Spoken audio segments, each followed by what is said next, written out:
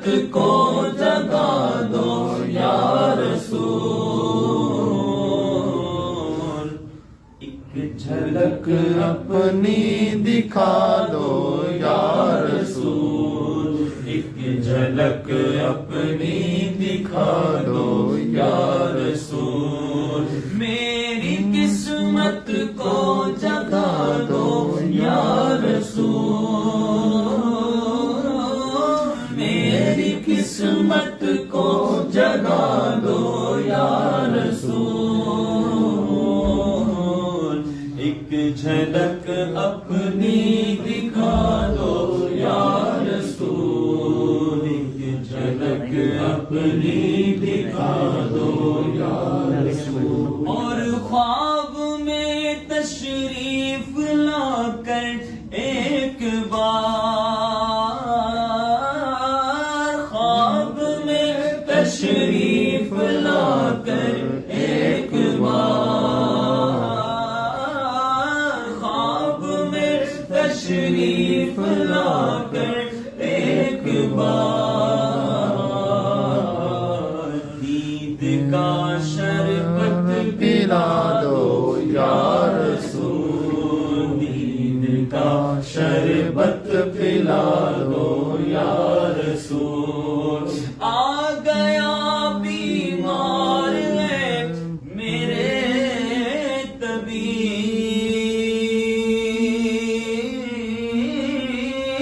آ گیا بیمار ہے میرے طبیب، دو شفائے کاملہ دو یا رسول، دو شفائے کاملہ دو یا رسول۔ اور یہ تمنا میرے لیے آپ نے مل کے آمین بھی بولنا ہے، اور جس چیز کی تمنا ہو تو وہ اپنے لیے آمین بول دو، ٹھیک ہے؟ مجھے زیادہ اس کی حاجت ہے، زیادہ اس کی طلب ہے، زیادہ اس کی تمنا ہے کہ یہ کام میرا جاری اور ساری رہے اخلاص کے ساتھ۔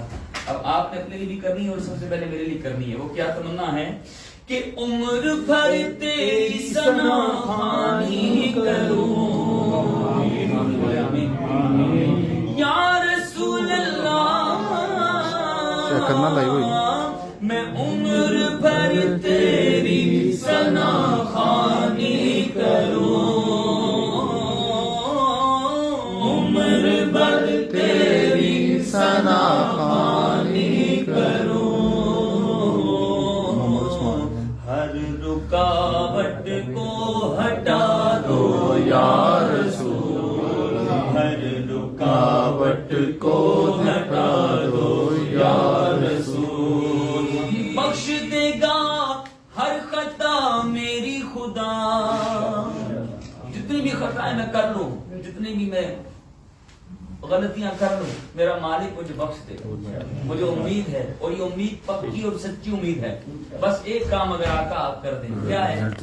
بخش دے گا ہر خطا میری خدا، تم ذرا لب جو ہلا دو یا رسول، تم ذرا لب جو ہلا دو یا رسول، ہاں بخش دے گا ہر خطا میری خدا، بخش دے گا ہر خطا میری خدا، تم ذرا لب کو ہلا دو یا رسول، تم ذرا لب کو ہلا دو یا رسول۔ دنیا کے قانون ہے، دنیا کا ایک رسم و رواج ہے کہ ہمیں جب پتہ ہو کہ ہمارا کام فلاں جگہ سے ہو جائے گا، ابھی ہم ڈھونڈتے یار اس بندے کے ساتھ رابطہ کس کا سب سے اچھا ہے، اس بندے کے ساتھ اپنا تعلق بڑھا لو تو تمہارا کام ہو جائے گا۔ ہماری مدینہ شریف حاضری ہوئی تو ایک بزرگ سیدہ آمینہ رضی اللہ عنہا کی بارگاہ میں ہمیں لے گئے، اللہ ان پر رحمت فرمائے، تو ان سے پوچھا گیا کہ آپ اتنا کیوں ان کی بارگاہ میں حاضریاں دیتے ہیں، حالانکہ اتنی سختیاں ہیں، کئی بار آپ کو پکڑا بھی گیا، کئی بار آپ کو دھمکیاں بھی دی جاتی، لیکن پھر بھی آپ کسی نہ کسی طریقے سے آ جاتے ہیں سیدہ آمنہ کی بارگاہ میں۔ تو وہ عرض کرنے لگے کہ میں ہوں بڑا نکما، اور جو ماں ہے نا، ماں کی بات تو جو حلالی ہو جس کو پتا ہو ماں کا مرتبہ کیا ہے وہ کبھی ماں کی بات ٹالتا نہیں ہے، اور ماں اپنے بچے سے بڑا پیار کرتی ہے۔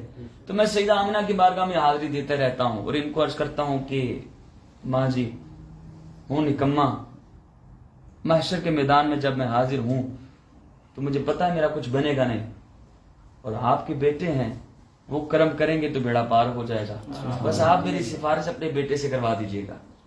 تو تعلق کہتے ہیں کہ میں نے اپنا سیدہ آمینہ رضی اللہ تعالیٰ عنہا سے جوڑ رکھا ہے، اور مجھے پتا ہے کہ ان کے صدقے میرا بڑا بیڑا پار ہو جائے گا۔ تو دنیا میں بھی ہم کسی سے تعلق جوڑتے ہیں تو پہلے اس کے قریبی بندے کو تلاش کرتے ہیں، بھائی اس کے ساتھ تعلق بناؤ تو کام ہو جائے گا، تمہارا جلدی سفارش مان لی جائے گی۔ تو ہم بھی چاہتے ہیں کہ ہمارا بھی کام رب کی بارگاہ میں ہو جائے، تو اپنا سفارشی حضور کو بنا لیں، اپنے سفارش کرنے والا محبوب کو بنا لیں، کچھ بھی ہو جائے لیکن محبوب کا ذکر، محبوب کو تصور، محبوب کو کبھی بھی نہ بھولیں۔ جو نہ بھولا ہم غریبوں کو رضا، یاد اس کی۔ کچھ بھی آپ سے غلطی ہو جائے، کچھ بھی خطا سرزد ہو جائے، کسی کو نہ کہیں، کسی کو نہ پکاریں، بس محبوب کی بارگاہ میں تصور کر لیں۔ تنہائی میں بیٹھ کر، یقین مانیں، تنہائی میں بیٹھ کر کبھی آپ اپنی آنکھوں کو بند کر کے اپنے محبوب کو پکار کر تو دیکھیں۔ دنیا کا بڑے سے بڑا مسئلہ ہو، جتنا بھی ہو، محبوب کرم کر دیں گے۔ تو آئیے حضور کی بارگاہ میں عرض کر دیتے ہیں کہ بخش دے گا ہر خطا میری خدا، بخش دے گا ہر خطا میری خدا، تم ذرا لب کو ہلا دو یا رسول، تم ذرا لب کو ہلا دو یا رسول۔ اور وہ کبھی بھی اٹھ نہیں سکتا جسے تم نگاہوں سے گرا دو یا رسول، تم نگاہوں سے گرا دو یا رسول۔ اور ہم سنی الحمدللہ، ہمیں کم از کم اس بات کا تو ہمیں دعویٰ ہے کہ ہم جیسے بھی گناہ گار خطا کار ہیں پر محبوب کے غدار نہیں ہیں، محبوب کے بے ادب نہیں ہیں۔ ہم نکمے ضرور ہیں پر محبوب سے محبت بڑی کرتے ہیں۔ ہم اس بات کا یقین ہے کہ آقا، ہم کوشش کرتے ہیں کہ ہم سدھر جائیں، کوشش کرتے ہیں سدھر جائیں، ہم پھر بھی پھسل جاتے، پر آقا آپ کے غدار نہیں ہیں، آپ کے بے ادب نہیں ہیں، آپ کے یاروں کے بے ادب نہیں ہیں، ان کے غدار نہیں ہیں۔ حضور بس آپ کرم کر دیجئے گا، کیونکہ جو آپ کا غدار ہو گیا، جو آپ کا بے ادب ہو گیا، وہ تو گیا، وہ تو کسی کام کا نہ رہا۔ کیوں؟ وہ کبھی بھی اٹھ نہیں سکتا جسے تم نگاہوں سے گرا دو یا رسول، تم نگاہوں سے گرا دو یا رسول۔ کر نہیں سکتا ثنا تیری عبید، کر نہیں سکتا ثنا تیری عبید، دو سلیقہ ثنا دو یا رسول، دو سلیقہ ثنا دو یا رسول، دو سلیقہ ثنا دو یا رسول، دو سلیقہ ثنا دو یا رسول۔ پاک پڑھی صلی اللہ علیہ یا رسول اللہ وسلم علیہ یا حبیب اللہ۔ بڑا پیارا کلام ہے علی بھائی نے فرمائش کی ہے، کل بھی ہم نے پڑھا تھا ایک جگہ، بلکہ دونوں جگہ پڑھا تھا، بڑا لطف ملا۔ آئیے مل کے اس کلام میں آپ سب کی آوازیں شامل ہوں گی تو بڑا لطف ملے گا۔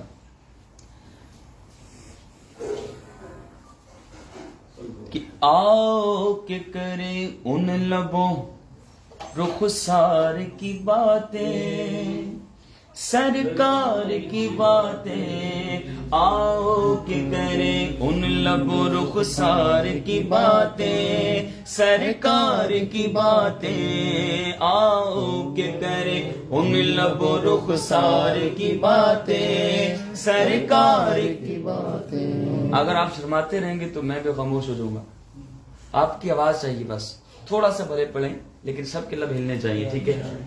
ہاں آؤ کہ کریں ان لب رخسار کی باتیں, سرکار کی باتیں. آؤ کہ کریں ان لب رخسار کی باتیں, سرکار کی باتیں. آؤ کہ کریں ان لب رخسار کی باتیں, سرکار کی باتیں. آؤ کہ کریں ان لب رخسار کی باتیں, سرکار کی باتیں.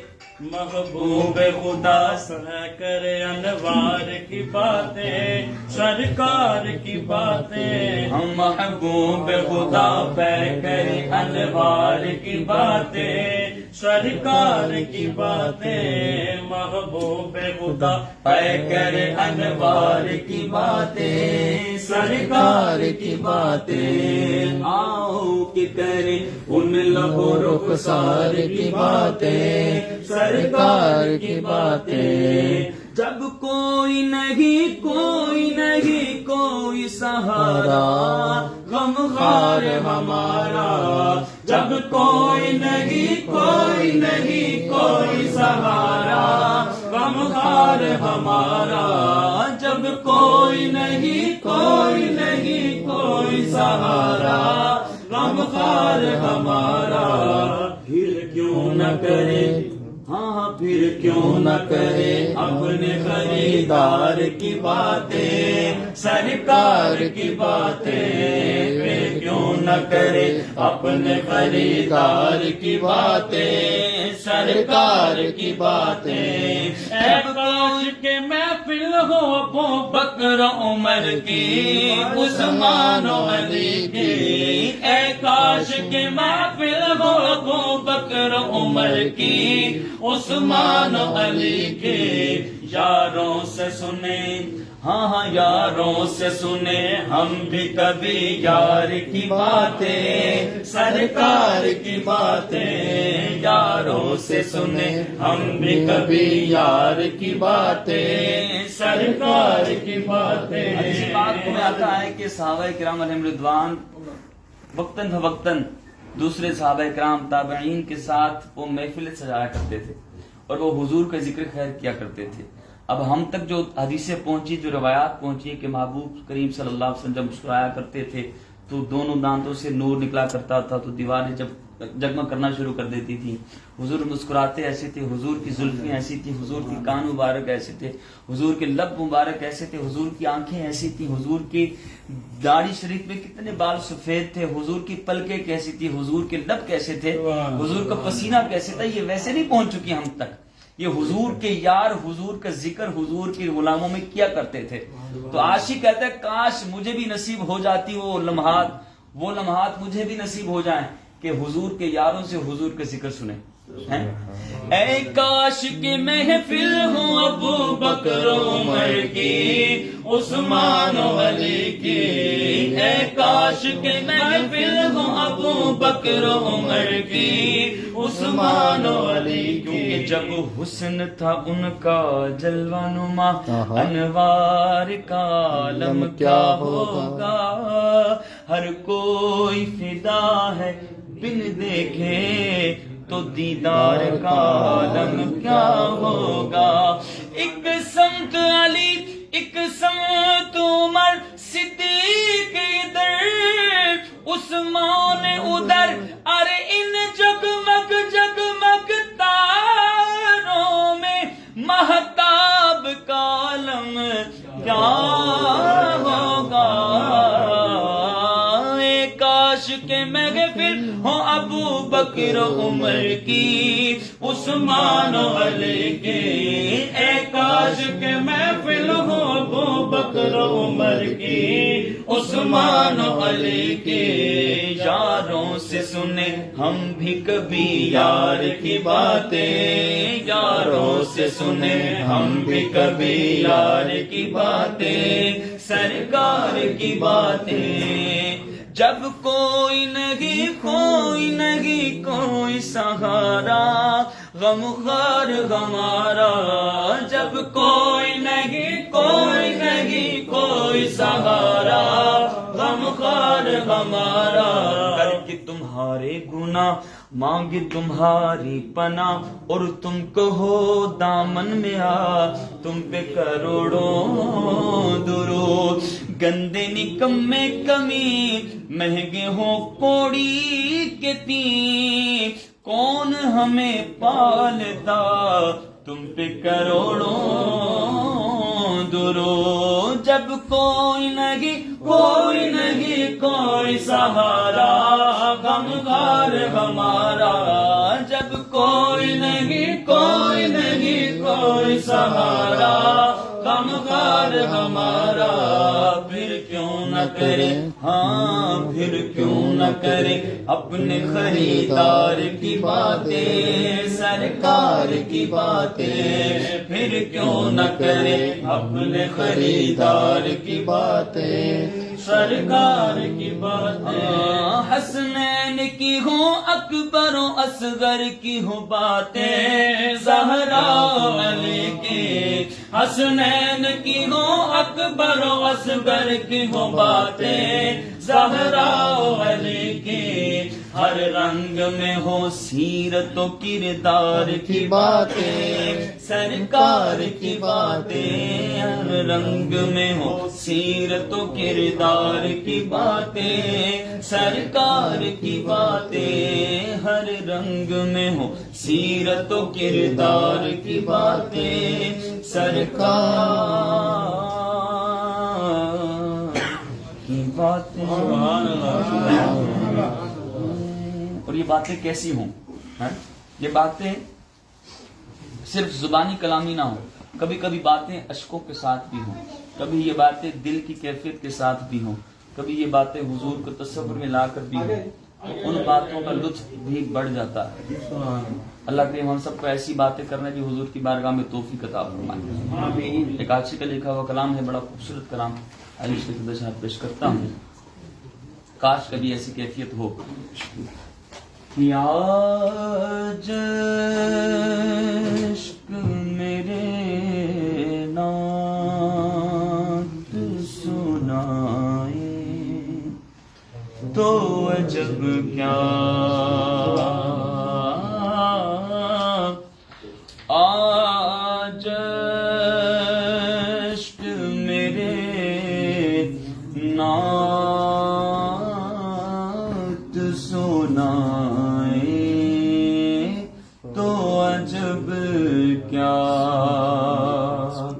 آج عشق میرے نعت سنائے تو عجب کیا پھر سن کر وہ مجھے پاس بلائے تو عجب کیا سن کر وہ مجھے پاس بلائے تو عجب کیا سن کر وہ مجھے پاس بلائے تو عجب کیا اور ان پر تو گناہگار کا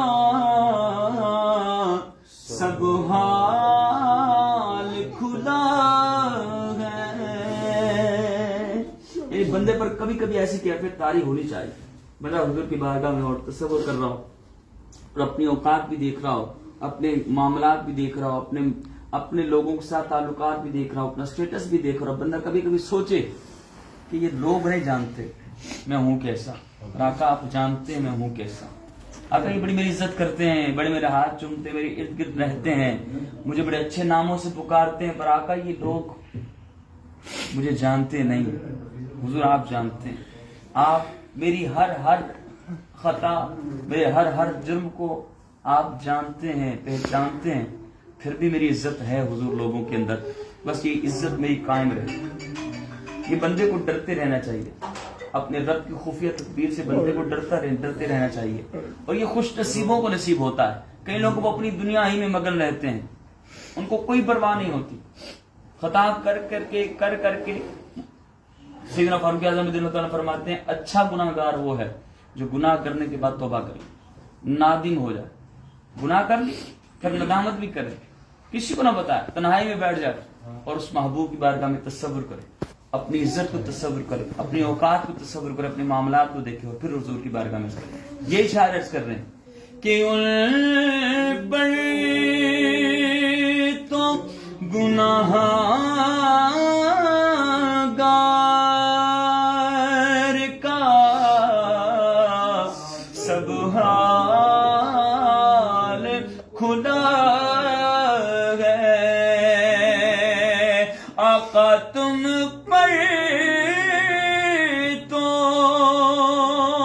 گناہ گار کا سب حال کھلا ہے. اس پر بھی وہ دامن میں چھپائے تو عجب کیا. یہ بڑی بات نہیں کہ حضور مجھے بھی بخش دیں, حضور میری بھی شفاعت کریں, کوئی بڑی بات نہیں ہے. کیونکہ محبوب فرماتے ہیں میں اپنے امت کی کبیرہ گناہ کرنے والوں کے ساتھ ہوں گا, لیکن ہو ایسا کہ جو مجھے پکارے بھی, جو مجھے یاد بھی کرے اور بالکل ہی چھٹی کر جائے تو پھر اس کا کیا بنے گا. تو حضور اپنے غلاموں کو بخشیں گے اور بڑے بڑے گناہگاروں کو شفاعت عطا کریں گے, اور شفاعت کا لطف بھی ایسا ہوگا کہ بڑے بڑے نیکوکار وہاں بیٹھ کر دیکھ رہے ہوں گے. کاش میرے حصے میں بھی کچھ آ جائے گناہ. سیدی اعلیٰ نے فرمایا نا کیا ہی ذوق افزا شفاعت ہے تمہاری, واہ واہ. آقا کتنی لطف ہے تمہاری شفاعت کرنے کے انداز میں کہ آپ پکڑ کے اپنے گناہگاروں کو بخشوا رہے ہوں گے, پکڑ کے اپنے ہاتھوں سے جنت میں بھیج رہے ہوں گے, تو نیکوکار دیکھ رہے ہوں گے. کاش یار مجھے بھی ادھار میں کچھ گناہ مل جائیں تو محبوب کی شفاعت کا مزہ میں بھی لے لوں. تو حضور اپنے امت کے گناہگاروں کو بخشیں گے, لیکن امت بھی تو اپنے محبوب کو یاد کرنے والا ہو جائے, لیڈر نہ ہو جائے. اس نیت کے ساتھ نہ گناہ کرے کہ میں بخشا جاؤں گا تو آج میں گناہ کروں گا ہی کروں گا. گناہ ہو جاتا ہے بندے سے, ہو جاتا ہے. جب بندے پر شیطان سوار ہو تو بندہ کہتا ہے میں نے کرنا ہی کرنا, لیکن جب ہو جائے تو بندہ سچے دل سے نادم بھی ہو جائے تو اس کی بخشش ہو جائے گی, اور ہو جائے گی. اس میں کوئی عجب بڑی تعجب کرنے والی بات نہیں ہے. ان پر تو گناہ گار کا سب حال کھلا گئے, کیونکہ اپنی اوقات صرف اتنی ہے, کچھ نہیں بات صرف اتنی ہے. کل بھی ٹکڑوں پہ ان کے پلتے تھے, ابھی ٹکڑوں پہ ان کے پلتے ہیں, اور ان پر تو گناہ گار کا سب حال کھلا گئے. اس پر بھی وہ دامن میں چھپائے تو عجب کیا. اس پر بھی وہ دامن میں چھپائے تو عجب کیا. اور منہ ڈھانپ کے رکھنا کہ گناہ گار بہت ہوں.